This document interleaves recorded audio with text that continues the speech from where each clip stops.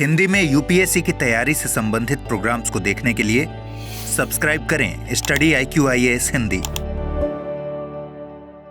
A very, very, very warm hearted welcome to all of you. This side is Abhinav Kumar बौरे और आज मैं आपके समक्ष लेकर प्रस्तुत हूं एक बहुत ही इंपॉर्टेंट डिस्कशन। जैसा कि आप सभी को पता होगा और अगर नहीं पता तो इसके नोट्स जरूर बना ले, बिकॉज एक बहुत ही बड़ा निर्णय दिल्ली गवर्नमेंट ने लिया है एनवायरमेंट से रिलेटेड। और क्या है ये निर्णय, तो आप सभी ने थंबनेल में देखा होगा। बेसिकली मेरे पीछे जो आपको दिखाई दे रहा पेड़ है, याद रखिएगा, इसे कहा जाता है विलायती किकार या फिर प्रोसोपिस जूलीफ्लोरा। अब इसके बारे में हम पूरा डिस्कशन करें उसके पहले मैं एक 2 मिनट की चर्चा आपके साथ करना चाहता हूं। याद रखिए कि आपके लिए और खासकर उन विद्यार्थियों के लिए, उन स्टूडेंट्स के लिए, उन एस्पिरेंट के लिए जो यूपीएससी की तैयारी कर रहे हैं और अपने प्री को क्वालिफाई करना चाहते हैं, इसके लिए स्टडी IQ की हिंदी टीम ने ये न्यू प्रोग्राम स्टार्ट करा है। और याद रखें कि इस प्रोग्राम का मुख्य उद्देश्य क्या है, तो समझिएगा इस चीज को कि यूपीएससी के प्रिलिमिनरी एग्जामिनेशन में आप पाएंगे कि हर वर्ष ज्योग्राफी और एनवायरनमेंट अर्थात पर्यावरण और भूगोल इसे कंपाइल किया जाए तो 30 से 35 प्रश्न हमेशा देखने को मिलते हैं। और याद रखिए कि इन प्रश्नों में आप पाएंगे कि near about 30 to 70% question current affair से आते हैं। और यहां पर जानने योग्य बात यह है कि हिंदी माध्यम में इस स्थान पर एक वैक्यूम है, एक निर्वात है। आपको देखने को मिलेगा कि इतना कंटेंट नहीं है जितने प्रपोर्शन में आपको क्वेश्चन दिखाई देते हैं।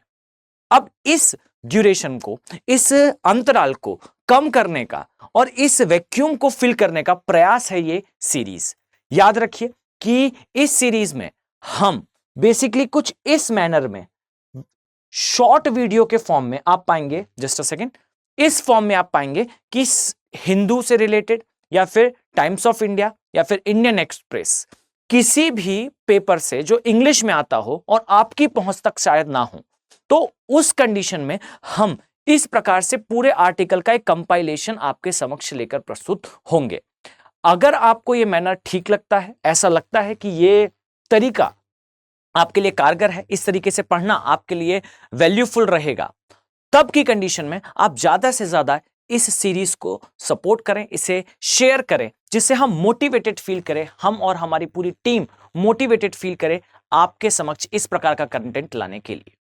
क्लियर? तो चलिए हम स्टार्ट करते हैं इसे। ध्यान से समझिएगा यहां पर न्यूज क्या है। तो पहली चीज तो यह है कि ये न्यूज लास्ट 1 साल से जो है वो आपको पेपर्स में देखने को मिलेगी। बेसिकली एक पेड़ है, याद रखिए पेड़ का नाम क्या है, पेड़ का नाम है विलायती किकार या फिर मैं कहूं प्रोसोपिस जूलीफ्लोरा। अब यहां समझिएगा ये जो पेड़ है, ये पेड़ वास्तविकता में भारतीय मूल का नहीं है। क्लियर? अर्थात ये पेड़ यहां लाया गया है। अब लाया कहां से गया है और किसने लाया है, तो समझिए इस चीज को कि इसे इंट्रोड्यूस भारत में करा है अंग्रेजों ने। कब करा है? 1911 से 1930 के बीच में।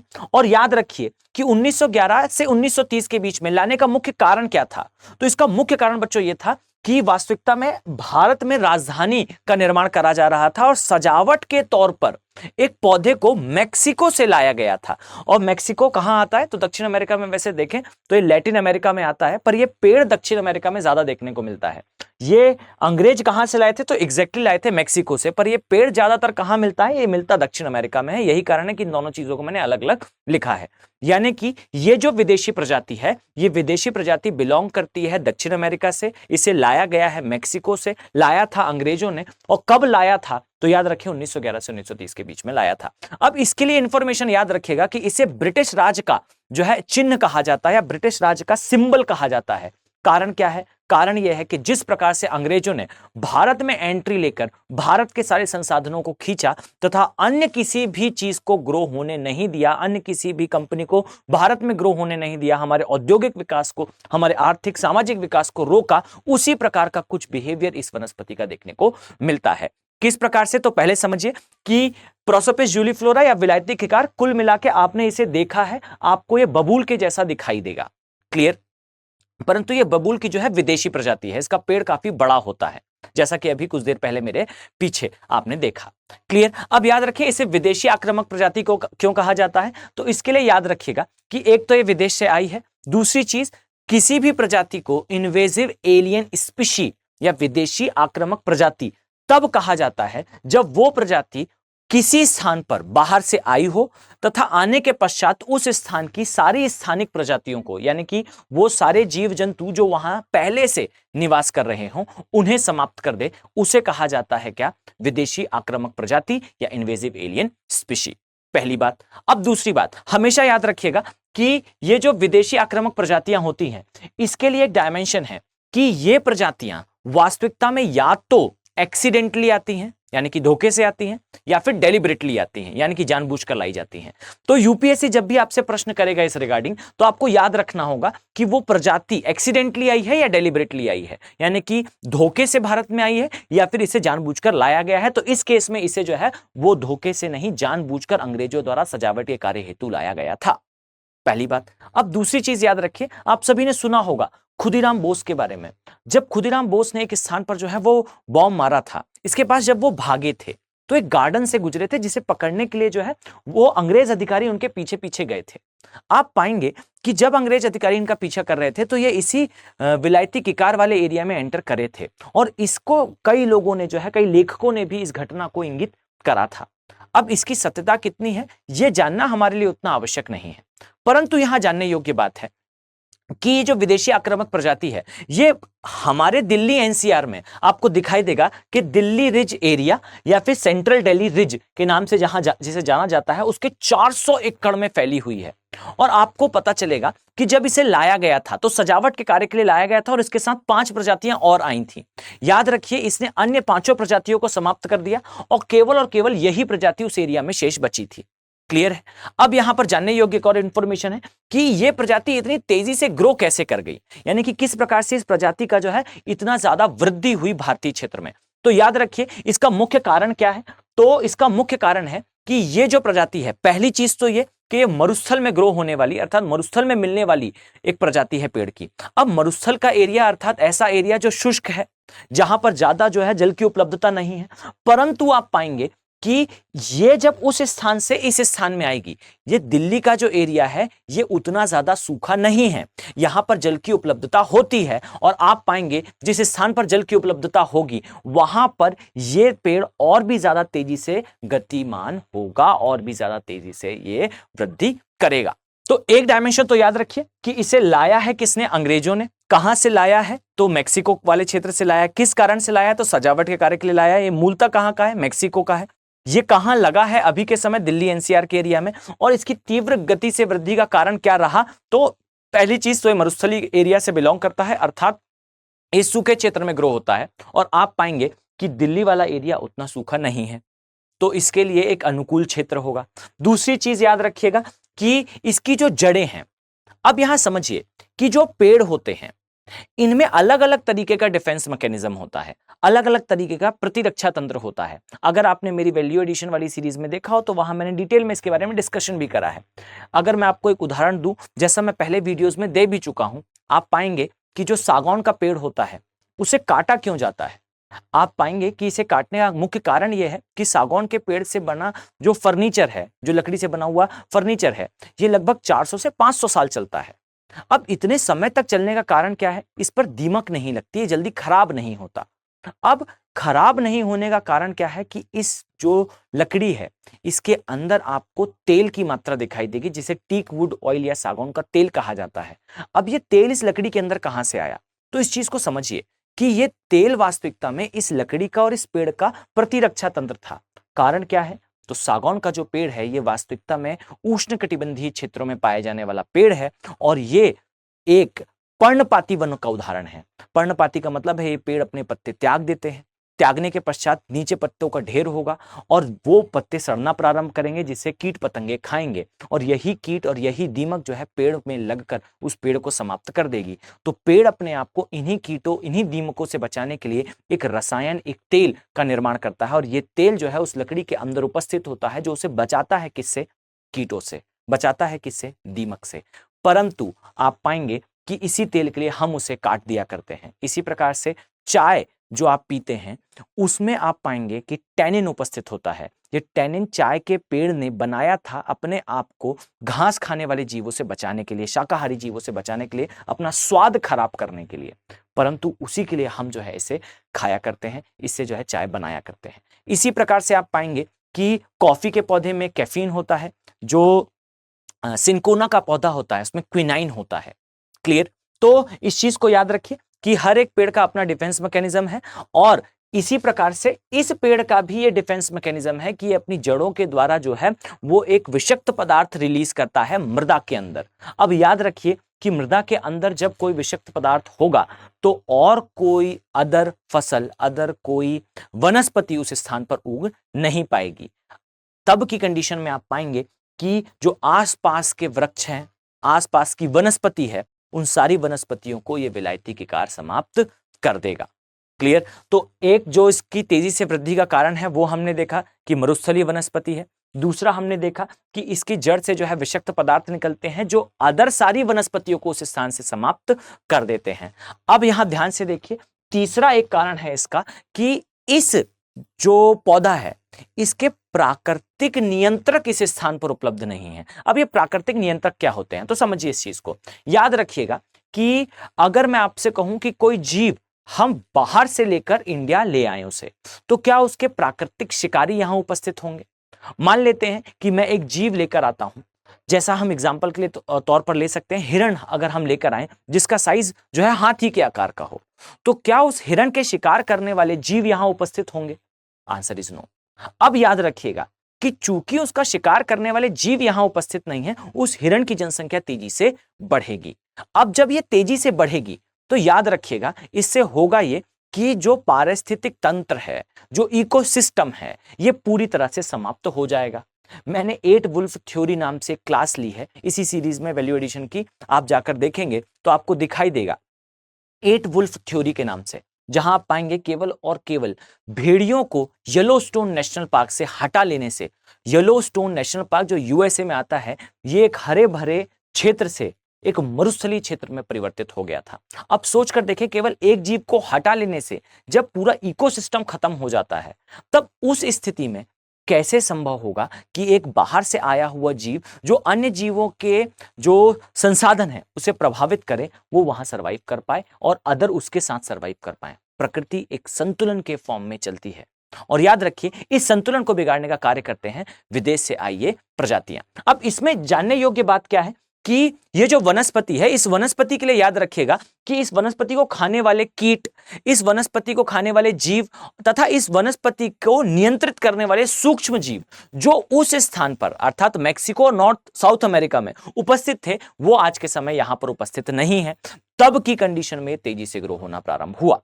तो कुल मिला के स्टोरी ये है, मैं अगर इसे कंक्लूड करूं तो याद रखिए कि अंग्रेजों के द्वारा 1911 से 1930 के बीच में भारत में लाई गई एक विदेशी प्रजाति तेजी से ग्रो हुई। तेजी से ग्रो होने के बाद 400 एकड़ से बड़े क्षेत्र को इसने कवर करा। अब प्रॉब्लम यह है कि ये अदर सारी वनस्पतियों को जो है उस क्षेत्र से समाप्त कर रही है। इसी कारण जो गवर्नमेंट है, और साथ में मैंने यहां पर कोर्ट नहीं करा है, पर याद रखिएगा सुप्रीम कोर्ट के भी समय समय पर और नेशनल ग्रीन ट्रिब्यूनल के भी समय समय पर इस पर निर्णय आ चुके हैं कि इसे इस स्थान से हटाया जाए, परंतु कार्य आसान नहीं है, बड़े क्षेत्र में ये फैली हुई है। साथ ही ये चीज याद रखिएगा इतने समय तक ये इस स्थान पर कंटिन्यू क्यों कर पाई, तो इसमें फॉरेस्ट डिपार्टमेंट का भी एक पहलू है। याद रखिएगा कि इस प्रकार के पेड़ों को रहने देने का मुख्य कारण यह भी है कि ये ग्रेजिंग अर्थात जो घास खाने वाले जीव होते हैं उनके लिए भी थोड़ी बहुत उपयोगी है ही, तथा साथ में इसकी लकड़ी का उपयोग भी जलाऊ लकड़ी के रूप में किया जा सकता है। इस कारण फॉरेस्ट डिपार्टमेंट ने इसे हटाने के बारे में बहुत ज्यादा फोकस नहीं करा। लेकिन आज के समय जब हमें स्टडीज से यह पता चला है कि यह एक आक्रामक विदेशी प्रजाति है और यह अदर वनस्पतियों को ग्रो होने नहीं देगी, तब के समय यहां सरकार का और सुप्रीम कोर्ट के कड़े रुख हैं इसे हटाने के लिए। एज अ यूपीएससी एस्पिरेंट आप याद रखिएगा कि इस प्रकार की जो न्यूज होती है ये काफी ज्यादा इंपॉर्टेंट होती है उन एस्पिरेंट के लिए जो यूपीएससी की तैयारी और खासकर प्री को डेफिनेटली क्वालिफाई करना चाहते हैं। याद रखें कि ये जो टॉपिक है, इस टॉपिक से रिलेटेड कई बार हिंदू में, टाइम्स ऑफ इंडिया में और इंडियन एक्सप्रेस में आर्टिकल्स आ चुके हैं, और ये उसका कंपाइलेशन है। आपको एक ही स्थान पर सारी चीजें एक बार में मिल जाएंगी, आपको अदर आर्टिकल्स में भटकने की आवश्यकता नहीं है। और याद रखिए कि अगर आप इस सीरीज में इंटरेस्ट दिखाते हैं तो मैं इसी प्रकार से और भी वीडियोस लाने के लिए मोटिवेटेड फील करूंगा, और आप पाएंगे कि केवल और केवल प्री से पहले आपका एक कार्य होगा। कार्य यह है कि सीरीज के सारे वीडियोस के आप एक कॉपी पर नोट्स बनाते जाएं। मैं डेली या फिर वीक में एटलीस्ट 3 to 4 टाइम्स इस टाइप के शॉर्ट वीडियोस, जिसमें मैं 20 मिनट्स के अंदर ही उस टॉपिक को पूरा कवर कर लूं, इस प्रकार के वीडियोस आपके समक्ष लेकर आता रहूंगा। आपको उसे जो है अपने कॉपी पर नोट डाउन करना है, और मैं डेफिनेटली ये दावे के साथ कह सकता हूं कि हिंदी माध्यम का रिजल्ट इससे जरूर इंप्रूव होगा, आपके एवरेज मार्क्स जरूर बढ़ेंगे। मैं ऐसा बिल्कुल नहीं कहता कि इसी पढ़ाए हुए से सारे प्रश्न आएंगे, पर मैं ये जरूर कहता हूं कि आप जब पेपर हॉल पर जाएंगे तो इससे संबंधित प्रश्न आपको जरूर दिखाई देंगे। सोच कर देखिए, आप कितना हिस्ट्री, कितना ज्योग्राफी, कितना पॉलिटी और इन्वायरमेंट पढ़ते हैं, परंतु प्रश्न केवल और केवल छोटे से सेक्शन से आ जाते हैं, इन्वायरमेंट से आ जाते हैं। कई बार 20 प्रश्न, कई बार 30 प्रश्न तक आए हैं इन्वायरमेंट से। आपका प्री क्वालिफाई होना इस पर बहुत ज्यादा डिपेंड करेगा कि आप कितने अच्छे से करंट अफेयर को कवर करते हैं, और इन्वायरमेंट का करंट अफेयर खासकर। और इसी के लिए ये रामबाण सीरीज स्टार्ट करी गई है। याद रखिएगा कि इसमें बहुत सारे डायमेंशंस को एक साथ लाने का प्रयास है। अब इसी चीज का थोड़ा वाटर ड्रॉप इफेक्ट में हम अदर इंफॉर्मेशन देखें तो याद रखिए कि ये जो इन्वेजिव एलियन स्पीशी है, या फिर मैं कहूं विदेशी आक्रामक प्रजाति है, ऐसी और कौन कौन सी प्रजातियां हैं, तो इसके लिए याद रखिएगा कि एक समय पर यूकेलिप्टस को लाया गया था। अब ये यूकेलिप्टस क्या है, तो याद रखिए ये भी एक विदेशी पौधा है। ये हम लाए थे, और कहां से लाए थे? ऑस्ट्रेलिया से लाए थे। तो याद रखिए यूकेलिप्टस जो है स्थानिक प्रजाति है। जैसे ये स्थानिक प्रजाति है कहां की, तो आप पाएंगे ये स्थानिक प्रजाति है दक्षिण अमेरिका की। तो उसी प्रकार से याद रखिएगा कि यूकेलिप्टस जो है स्थानिक प्रजाति है कहां की, तो आपको पता चलेगा, मूल प्रजाति है कहां की, तो आपको पता चलेगा ऑस्ट्रेलिया की। और याद रखिए कि इसको लाया क्यों गया था। इसको लाने के 2 से 3 कारण थे। इसमें से एक कारण तो यह था कि यूकेलिप्टस का ऑयल, अर्थात इसका तेल औद्योगिक जो है वो उपयोगी होता है, औद्योगिक रूप से जो है उपयोगी होता है। इसके अलावा यह भी याद रखिएगा कि इसके अलग अलग मेडिसिनल यूज भी होते हैं। तो एक तरह से आप कह सकते हैं कि भारत के औद्योगिक क्रांति के क्रम को आगे बढ़ाने के लिए इस पेड़ को एक तो लाया गया था। दूसरा चीज ये है कि भारत में ये जो पेड़ है, याद रखिएगा ये सेमी एरिड एरिया अर्थात अर्ध शुष्क क्षेत्र में भी ग्रो हो सकता है। अब चूंकि एक अर्ध शुष्क क्षेत्र में ग्रो हो सकता है, तो आपको दिखाई देगा कि वो क्षेत्र जो भारत के अर्ध शुष्क एरिया में आते हैं तथा वहां अन्य कोई वनस्पति नहीं है, वहां पर यूकेलिप्टस को लगाकर भारत देश के अंदर जो है वो वृक्षावरण को बढ़ाया जा सकता है। अब देश के अंदर वृक्षावरण को बढ़ाने पर हम जो है अपने ग्रीन क्लाइमेट गोल्स को फुलफिल कर सकते हैं।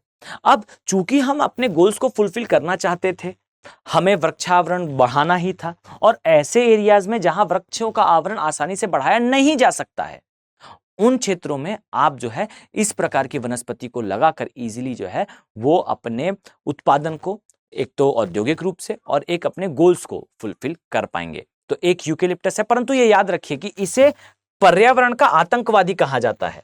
कारण क्या है, तो हमेशा याद रखिएगा कि ये जो पेड़ है आपको दिखाई देगा कि ये डीप रूट ट्री का अर्थात गहरी जड़ों के पेड़ों का उदाहरण है। इसकी जो जड़ें होती हैं ये काफी अंदर तक जाती हैं, और ये भी याद रखिएगा कि चूंकि इसकी जड़ें काफी अंदर तक जाती हैं, तो ये जिस भी एरिया में लगता है उस एरिया का जो वाटर टेबल है, जिसे जल स्तर कहा जाता है, इसे घटा देता है। और याद रखिए जब भी भूमिगत जल का जल स्तर नीचे हो जाएगा, जो अदर वनस्पति हैं ये उस स्थान पर ग्रो नहीं कर पाएंगी, अर्थात यूकेलिप्टस के आने से उस एरिया के अदर ट्रीज जो है वो खत्म हो जाएंगे, अदर वृक्ष जो है वो खत्म हो जाएंगे। अब यहां जानने योग्य इंफॉर्मेशन है कि गवर्नमेंट ऑफ इंडिया इसे डेलिबरेटली लेकर आई थी, जानबूझकर इसे लाया गया था। अब आज के समय हमारे जो किसान हैं वो तक जो प्लांटेशन कर रहे हैं वो तक इसका प्लांटेशन जो है अब बढ़ा रहे हैं। अब इस प्रकार से अगर उत्तर भारत के विशाल मैदान में इसकी खेती करी जाएगी तो आप पाएंगे कि समय के साथ ये पूरा क्षेत्र जो है वो जल की कमी से जूझने लगेगा। क्लियर। अब इसी तरह से याद रखिएगा एक और प्रजाति थी जिसे कहा जाता है लंटाना कामरा, या इसे कांग्रेस ग्रास भी कहा जाता है। ये एक्सीडेंटली आई थी, ये गलती से आई थी। जब एक समय हम जो है वो ऑस्ट्रेलिया से आयात कर रहे थे, किस चीज का, तो धान का, नो वीट का अर्थात गेहूं का। जब हम गेहूं का आयात कर रहे थे ऑस्ट्रेलिया से, तब की स्थिति में आप पाएंगे कि ये गलती से आई हुई घास थी, और ये घास आज के समय लंटाना कामरा जो है वो पूरे क्षेत्र में फैल चुकी है। तो आई थिंक आपको ये पूरा टॉपिक क्लियर हो चुका होगा। आई थिंक आपके लिए ये एक अच्छा इनिशिएटिव है टू अंडरस्टैंड। अगर आप चाहते हैं कि इसी प्रकार के शॉर्ट वीडियोस के फॉर्म में आप कोर कंसेप्ट को समझ सकें तो इस वीडियो को ज्यादा से ज्यादा शेयर करें, अपने कमेंट जरूर लीव करके जाएं, जिससे हम मोटिवेटेड फील करें, हमें पता चले कि हमारे प्रयास आपके लिए किस प्रकार से कार्य कर रहे हैं। चलिए मिलते हैं नेक्स्ट वीडियो में। Have a very nice day. Thank you. Hindi में यूपीएससी की तैयारी से संबंधित प्रोग्राम्स को देखने के लिए सब्सक्राइब करें स्टडी IQ IAS हिंदी।